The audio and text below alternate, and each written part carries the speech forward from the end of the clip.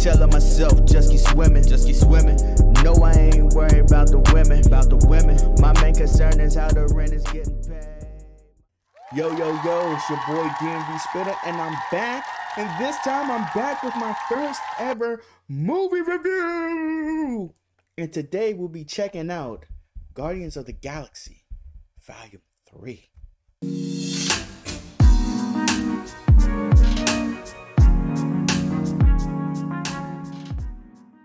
Guardians of the Galaxy, Volume 3. Is it the savior of the MCU, or is it continuing the trend of not so good Marvel movies?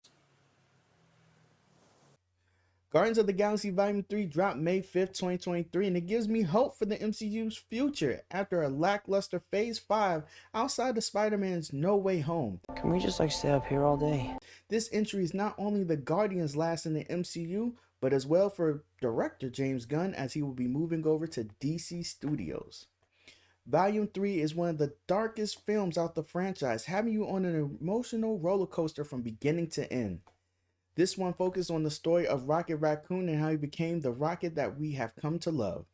The movie starts off with a great action scene between the Guardians and a freshly awakened Adam Warlock. In the midst of the battle, Rocket is badly wounded. While trying to save Rocket, the Guardians learn that Rocket has a kill switch on his heart.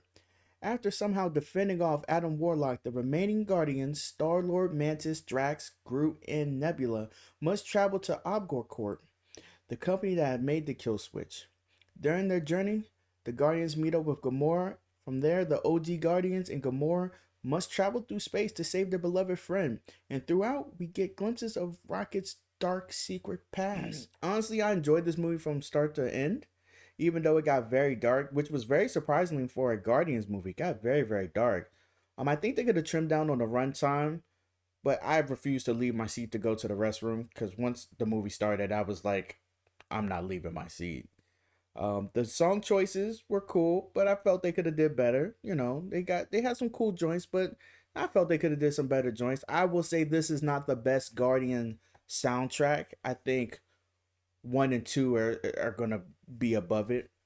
The CGI was amazing. Like, they made Rocket feel so real every time you looked into his eyes, and like that just made you more sympathetic once they start peeling back the layers of his dark past. You're just like, you just want to cry for Rocket. I ain't gonna lie to you. The usual Guardian type jokes, they worked for me. You know, I didn't have a problem with it. I know a lot of people are having problems with Marvel/Disney is trying to do the Guardian stuff outside of Guardians joke wise, and it doesn't land. But because it started with the Guardians, I think it fits very well here, especially the scene between Star-Lord and Nebula in the car. That was pretty funny. Had my theater cracking up. Like, I ain't gonna lie to you. I love the villain. He was really cool. I think James Gunn did a great job of making you, as the viewer, hate him and wanting to see him get his English, motherfucker, do you speak it? Canumpkins or Canumpkin?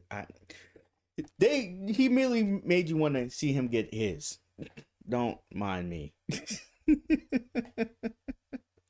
The acting was great all around. I think the cast did a great job. You can definitely see the chemistry. Like, they definitely have worked on more than one movie together, and you just feel it when they're on in scenes together. And so I like that. It was really, really good. I walked out the theater feeling really good about the MCU's future. So Disney, I'm gonna need you to keep that same energy, you know what I'm saying, when it comes to the rest of Phase 6 and every other phase after that. Because again, like I stated earlier, Phase 5 was very lackluster. You know, we already know why. Black Panther, if you didn't like it, we know why, because unfortunately we lost Chad. R.I.P. Chad. I think if Chad was still alive, I believe Phase 5 would have ended very strong, because I believe the Black Panther movie outside of Spider-Man was going to be the pillars of that phase. And then also people are complaining about they didn't really like Ant-Man and the Wasp, Quantum Mania. They didn't like that either. So you know, hit or misses here and there, and to come out with a good Guardians movie, gotta feel good about that. My final verdict on Guardians of the Galaxy Volume 3 is take my money. This movie has its flaws, but overall, it's a great movie. So if you haven't seen it, y'all definitely should check it out.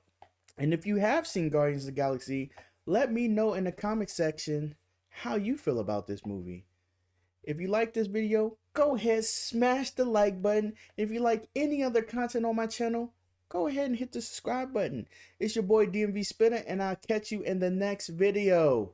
Peace. At an early age, cash rules everything. And if you ain't talking moolah, then you ain't saying a thing. Who wants to be king when you can be a nigga?